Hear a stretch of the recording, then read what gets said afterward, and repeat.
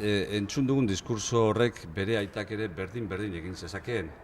Ez du gauza berririk esan, eta bereiziki harrigarria da gainera hainbat eztabaida, hainbat debate gizartean dauden momentu honetan, ez bakarrik estatuaren nazio aniztasunari buruzko debateak, baizik eta baita ere estatuaren egituratze instituzionalari buruzko debateak, edota monarkia eta republikaren arteko eztabaida hori. Hori guztia egongo ez balitz bezala, adierazpenak eta diskursoak egitea. Egia da,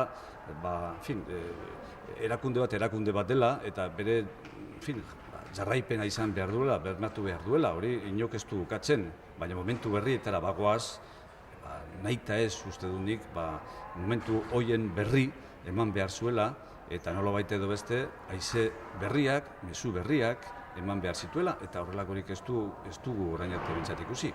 Ikusiko da, gero ekintzetan, esandakoa berresten dan, ala kontrako ekintzak gauzatzen diren.